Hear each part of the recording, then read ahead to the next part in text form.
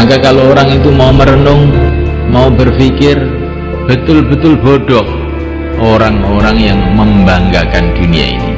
Orang yang bangga dengan dunia ini bodoh. Nah, sebentar saja kemudian ditinggalkan semuanya. Setelah diangkat jadi raja, maka diangkat ke kuburannya.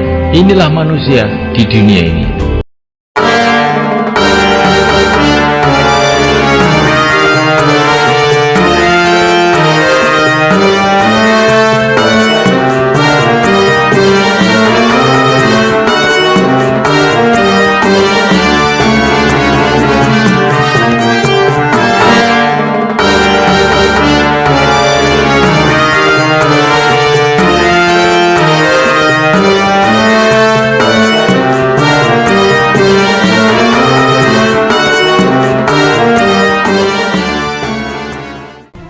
Hadirin dimuliakan Allah Subhanahu wa taala, sejenak kita merenung bahwa kita di dunia ini tidak akan lama. Semua manusia yang ada di dunia ini tidak akan bisa bertahan lama di dunia ini. Orang sakit tidak bisa bertahan lama, orang sehat pun juga tidak akan bisa hidup lama. Orang miskin tidak akan bisa berlama-lama di dunia ini. Begitu juga orang-orang kaya juga tidak bisa berlama-lama di dunia ini. Kalaupun orang itu dijadikan oleh Allah orang yang paling kaya di dunia ini, orang yang paling berkuasa di dunia ini kelihatannya, orang yang paling sehat, orang yang paling bahagia, orang yang paling sakti, sudah paling semua, itu pun juga dia tidak akan bisa berlama-lama di dunia ini. Semua akan ditinggalkannya, kerikil satu pun tidak akan dibawa. Maka kalau orang itu mau merenung, mau berpikir, betul-betul bodoh orang-orang yang membanggakan dunia ini. Orang yang bangga dengan dunia ini bodoh. Nah, sebentar saja kemudian ditinggalkan semuanya. Setelah diangkat jadi raja, maka diangkat ke kuburannya. Inilah manusia di dunia ini. Maka Allah Subhanahu wa taala, pencipta alam semesta ini, memberikan peringatan kepada manusia. Wala taghurrannakumul hayatud dunya wala yaghurrannakum billahil gharur. Jangan sekali-kali menipu kamu kehidupan dunia ini. Jangan sekali-kali menipu kepada kamu si penipu, yaitu syaitan. Dunia ini menipu, kelihatannya seperti hebat, kelihatannya seperti besar, tapi hakikatnya kosong, nggak ada apa-apanya. Mana raja-raja yang katanya dulu hebat-hebat itu? Mana raja Persia yang katanya kekuasaannya separuh dunia itu? Mana raja Romawi? Mana Brawijaya, raja Majapahit? Mana patihnya yang namanya Gajah Mada? Di mana?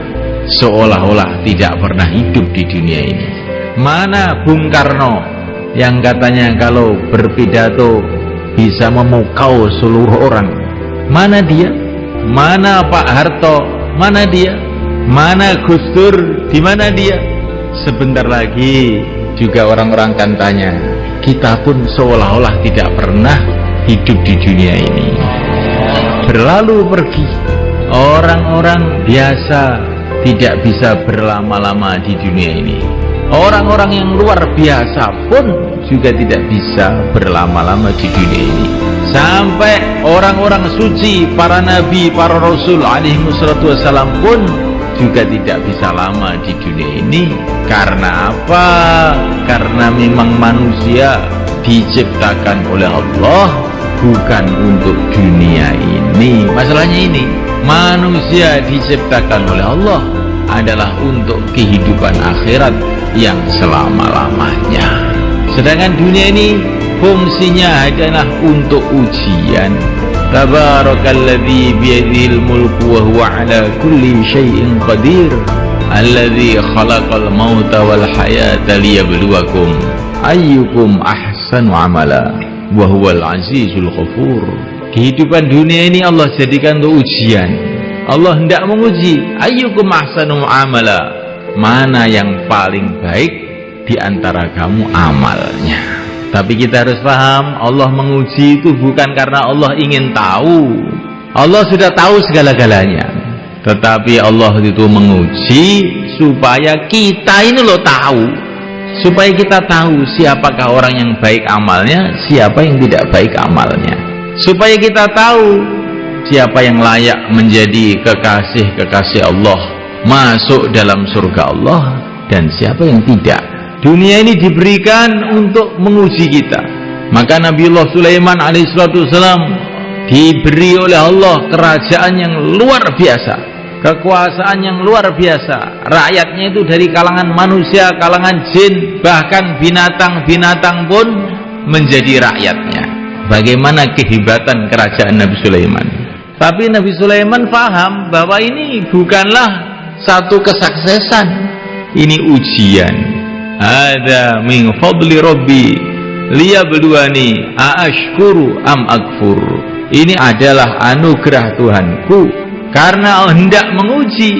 Tuhanku hendak menguji apakah saya syukur, apakah saya kufur. Orang yang miskin itu juga diuji oleh Allah, orang yang kaya itu juga diuji oleh Allah, orang yang sakit itu diuji oleh Allah, orang yang sehat itu pun diuji oleh Allah. Semua dalam ujian. Siapakah yang lulus?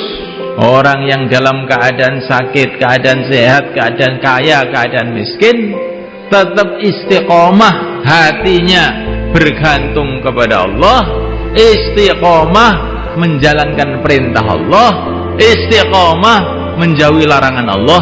Inilah orang yang sukses. Kalau orang kaya, hatinya istiqomah bergantung kepada Allah, amalannya istiqomah dalam syariat Allah, perintah-perintah Allah dikerjakan, larangan Allah ditinggalkan, maka dia lulus. Kalau orang miskin, mengkis-mengkis, sakit-sakitan, tapi hatinya senantiasa tawajuh pada Allah, amalannya mengikuti sunnah Rasulullah, seluruh larangan-larangan Allah ditinggalkan, ini orang sukses. Kemudian tidak lama dihantar menuju tempat balasan, tempat kemuliaan, yaitu surga Allah Subhanahu wa ta'ala. Semoga termasuk kita. Orang yang merasa sukses dengan dunia ini, sedangkan dia imannya lemah atau rusak, amalannya rusak, maka itu seperti anak kecil masuk ujian SD. Dalam ujian SD itu oleh gurunya, anak kecil tadi dikasih kursi yang bagus, dikasih susu, gurunya tersenyum-senyum, sehingga anak kecil tadi salah paham, saya sudah sukses saya. Padahal waktu soal-soal ujian itu dikeluarkan, satu nomor pun nggak bisa jawab, nilainya 0. Terus dia pulang ke rumah, ditanya sama ibunya, bagaimana nak ujiannya? Alhamdulillah sukses bu. Kamu kelihatannya nggak pernah belajar bisa sukses. Iya, saya ini memang orang sukses. Bagaimana ceritanya? Ceritakan sama ibu. Tadi kursinya empuk bu, dikasih susu sama Pak Guru, dan Pak Guru senyum-senyum saja. Teman-teman juga melihat saya semua tersenyum, maka saya sukses. Bisa nggarap soal ujian atau tidak? Nah, kalau itu nggak bisa bu, nggak bisa. Tapi saya tetap sukses. Oh, kamu ini betul-betul anak yang tolol. Sudah nggak lulus, nggak ngerti kalau tidak lulus. Itu bukan hanya tidak lulus, tolol kamu ini. Kelihatan ini cerita ini lucu sekali. Sedangkan kebanyakan manusia itu nasibnya di dunia ini seperti itu. Pokoknya kalau sudah rumahnya bagus, mobilnya bagus, ini sudah sukses. Bagaimana Pak kamu? Alhamdulillah sudah sukses. Rumah sudah ada, anak sudah jadi sarjana semuanya, badan sehat, apalagi sudah sukses saya. Sholat apa tidak Pak? Nah, kalau itu belum katanya. Nanti aja kalau sudah mau mati sholat. Inilah nasib kebanyakan manusia. Padahal manusia itu dikirim oleh Allah ke dunia ini untuk ujian. Nggak dipikirkan ujiannya lulus atau tidak, yang dipikirkan kursinya empuk atau tidak, makannya enak atau tidak, Padahal dikirim ke dunia untuk ujian, nggak mikir ujiannya. Bagaimana supaya kita lulus ujian itu bagaimana? Ujiannya di dunia ini cuma 2 aja sebetulnya. Dan jawabannya pun sudah dikasih tahu oleh Allah SWT melalui Rasulullah SAW. Tapi anehnya itu malah banyak yang nggak lulus. Apakah ujiannya itu?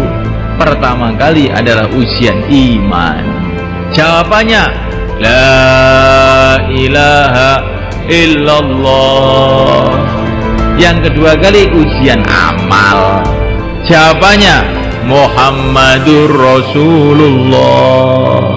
Ini kalau sudah, ini kok mantep betul ya, sudah lulus masuk surga. Nah mudah aja loh Pak. Oh ya nggak pada bisa tuh, gimana tuh orang-orang itu? Nah iya, ini maksudnya bukanlah hanya sekedar ucapan. Bagaimana la ilaha illallah itu tertanam dalam hati, merasuk dalam hati, menjadi darah daging kita. Keyakinan yang mantap bahwa yang berkuasa di alam semesta ini hanya Allah, sehingga yang pantas disembah hanya Allah. Makhluk tidak berkuasa, yang menciptakan makhluklah yang berkuasa. Raja-raja tidak berkuasa, yang menciptakan raja-raja itulah yang berkuasa. Negara-negara tidak berkuasa, presiden-presiden tidak berkuasa, yang menciptakan mereka lah yang berkuasa. La ilaha illallah. Yang kelihatannya dari makhluk, hakikatnya bukan dari makhluk. Yang kelihatannya dari makhluk, itu sebetulnya dari yang menciptakan makhluk. La ilaha illallah. Kullun min indillah. Semua dari Allah.